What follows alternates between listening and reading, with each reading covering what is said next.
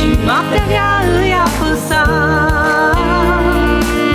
Mi-ai ridicat privirea către cer și-am învățat din nou să sper. Numele Tău l-am pus peste noi azi și harul Tău ne va îmbrățișa. De pe calea dreaptă niciodată să nu cazi și steagul biruinței vei flutura.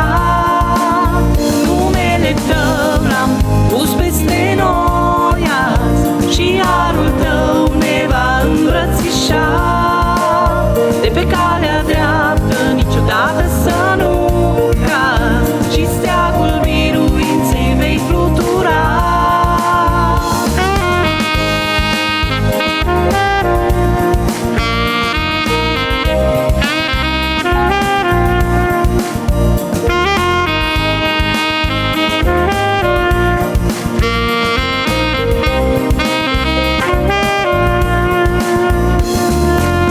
Prin foc și vântul ai rămas, lumina noastră pas cu pas, cu inimi strânse dar uniți, mergem înainte întăriți.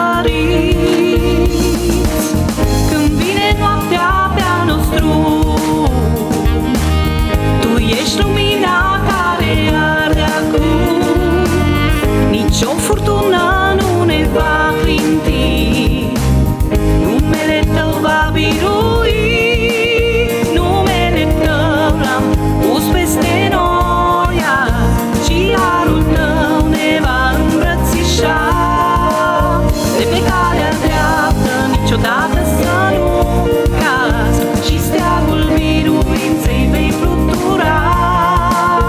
Numele Tău l-am pus peste noi azi și harul Tău ne va îmbrățișa.